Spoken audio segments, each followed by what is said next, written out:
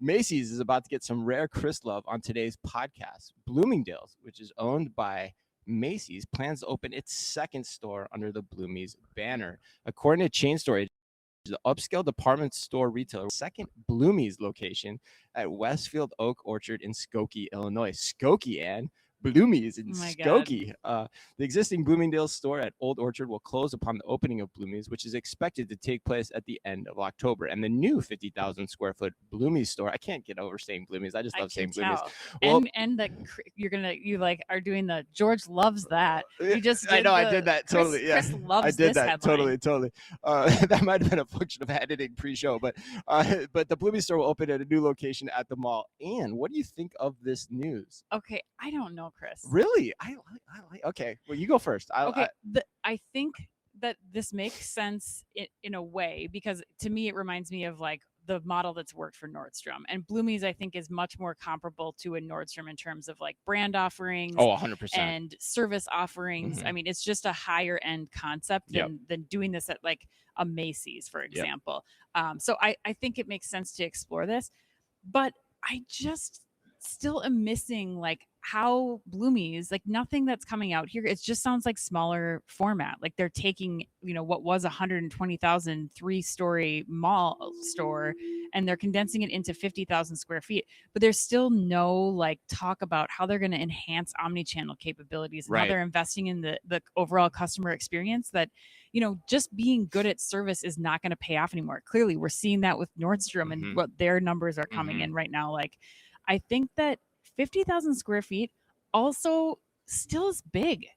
Right. Like I the closest thing I think of now when I'm thinking about like this reinvention of the department store is Amazon style. Like Amazon style is only 30,000 square feet. Like Bloomie's, if you're going to really invest Right. in this, how do you really get down to a significant sizing decrease and use the technology that you have at your fingertips or that the industry has at their fingertips to really improve the overall shopping experience and keep that in a small footprint, keep your square footage down so that you can be functional and have that impact immediately to your bottom line by not having as much real estate. But Yeah, that's interesting. why do you love it so That's an much? interesting point. Oh, so I love this, huh? Yeah, you Well, do. you 'Cause said that in the beginning, Yeah, 'cause you were I kind of third person teased it, talking. right? Yeah, I yeah. teased it, right? Yeah, I mean, I think you're bringing up good points though. Like your points about, hey, you're making these new stores. Why don't you make them as advanced from an omnichannel technology perspective as you can? Right. Because I think you're right. Like what you read between the lines and what you're saying is like it's a real estate strategy at the end of the day. But I still like it for that reason. Okay. And I'd say like not all horses are of the same color. So like it's a smaller version of Bloomingdale's in my mind is not the same thing as a smaller version of a Macy's or a Kohl's. Why? And I'll tell you why. And it goes back to real estate. There are damn near 1,000 stores under each of those brands, Macy's and Kohl's. You know how many Bloomingdale stores there are, Ann?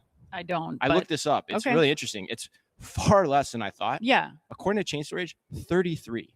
Okay. So 33 throughout the country. So a smaller version of an upscale experience makes sense because most of the nation likely aspires to shop there and honestly can't. Okay. But Kohl's and Macy's, if you have a larger one in your backyard when you're that ubiquitously throughout the country, Yeah. that's not a desirable thing to then go to a smaller option. You're going to want to go to the place with That's a the good largest point. selection. And so you have the risk of cannibalization there too. So, so I like this because you don't have the cannibalization risk. You're going to get a pretty high return on your assets relative to your existing store base with this strategy that Bloomingdale's is incorporating. So I got to give Jeff Gannett and Macy's a thumbs up on this one, which I have never done, I think, in the history of this show. But I think this makes sense. And to your point, I think it's a good criticism. But I think you can also still do that over time. Yeah, absolutely. Like as you mean, this is only the second one. So they can try to fortify them. Hopefully they take that approach as they go forward to fortify them technologically. Yeah, I guess I just have concerns about I forget who we were interviewing the other day, but it was like, when do you get to phase 2? Like, is this going to get killed because it wasn't successful in its first rollout because it was still too big? People like even having the opportunity to shop at this Bloomie's that they haven't had the opportunity to shop at because the closest one is 150 miles away. Like, you still have to be investing the equivalent of the new store format and design in technology, I think, for this to truly be successful. So